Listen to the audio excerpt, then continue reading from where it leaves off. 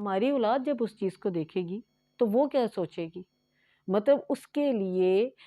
خود سے بھی شرم کا باعث ہوگا، اور اس کے لیے اپنے پیرنٹس کا وہ جو ایک، یا اپنے بڑوں کا، پیرنٹس ہیں، بہن بھائی ہیں یا بڑے ہیں، ان کا درجہ کیسے نیچے کی طرف آ جائے گا۔ اور اس کے علاوہ ہر ایک نے مرنا ہے، اس دنیا سے جانا ہے۔ اللہ تعالیٰ سب کو جو بھی موت دے نا، وہ خاتمہ بالخیر ہی کرے، ایسی موت دے جو اذیت والی نہ ہو۔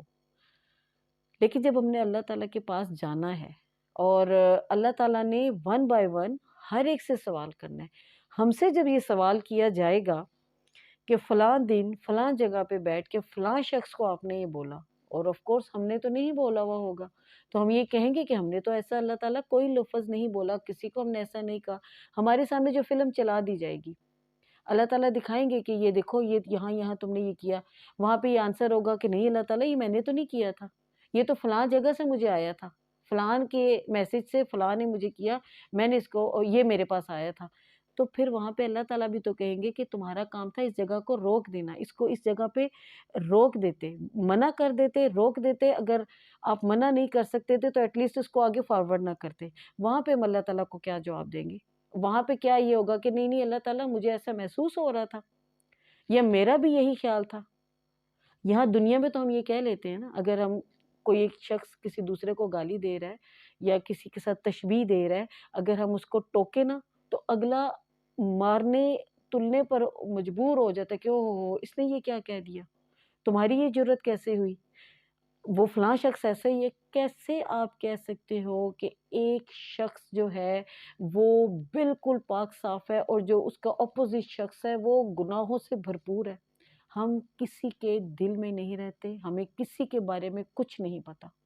آج کل کا جو یہ دجالی دور ہے، یہ جو فتنوں بھرا دور ہے، اس میں شیطان نے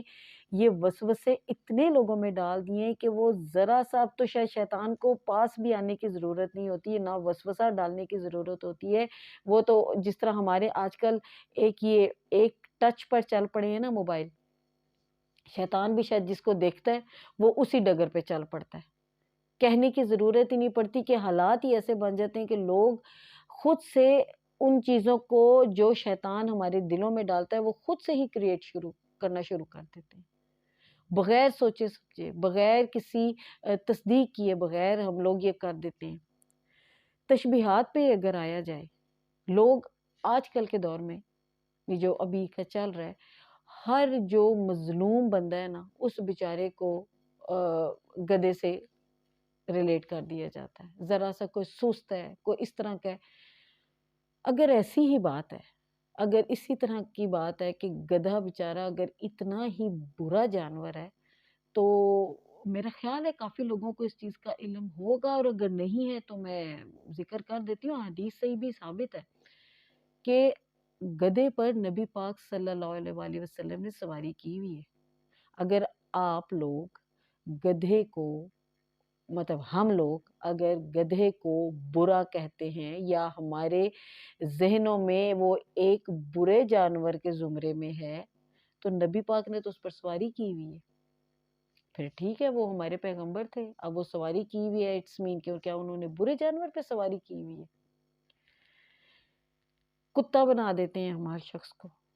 یہ وہ جانور ہے کہ جب ایک دفعہ وہ نبی پاک کے گھر میں چرپائی کے نیچے تھا تو حضرت جبرائیل نے بولا کہ اللہ کے رسول، کتے کو آپ باہر نکالیں گے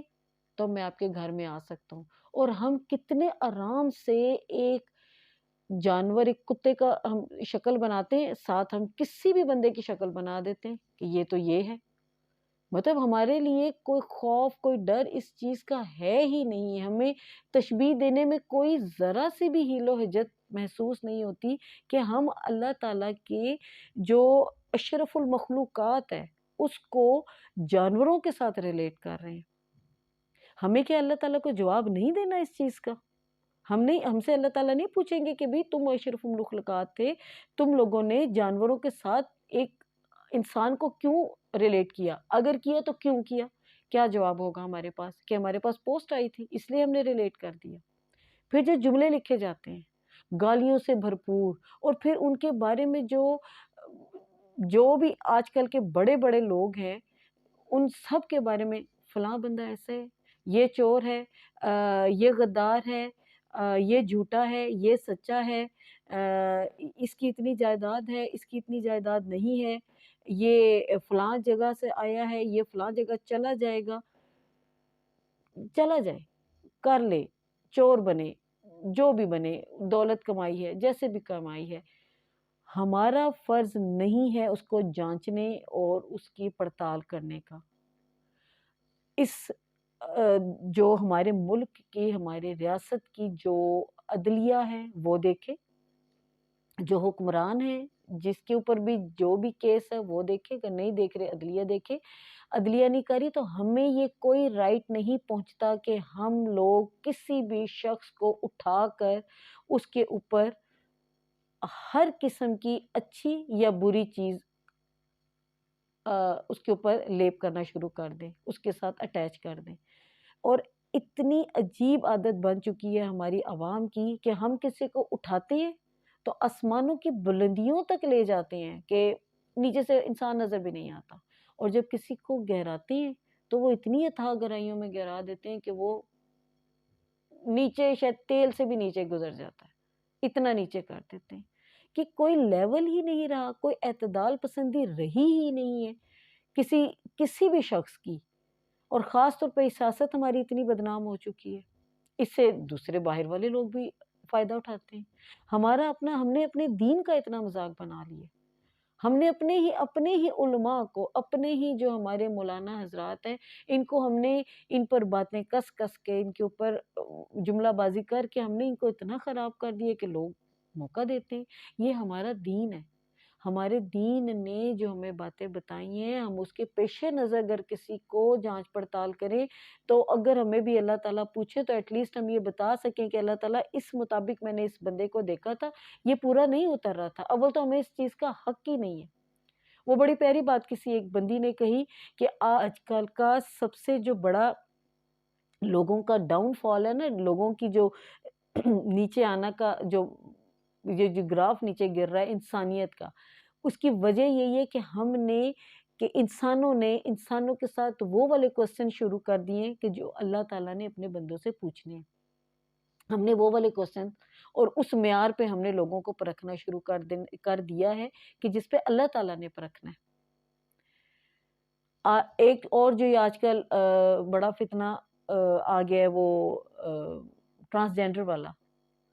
ہم لوگ اس چیز کو کیوں نہیں سمجھ پا رہے کہ جب اللہ تعالیٰ نے منع کر دیا ہے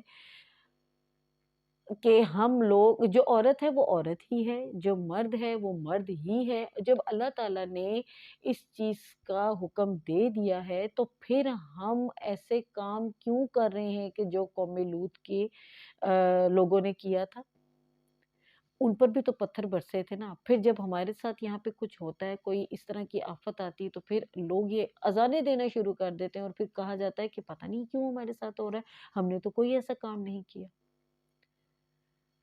لوگوں یہ جو تشبیہات کا ورڈ میں نے اس لیے یوز کیا ہے کہ ہم لوگوں کا دیکھی دیکھی، وہ والا کام جو لوگ کریں اس کا دیکھا دیکھی ہم وہ والے کام کر رہے ہیں کہ جس کا اللہ تعالیٰ نے ہمیں منع فرمایا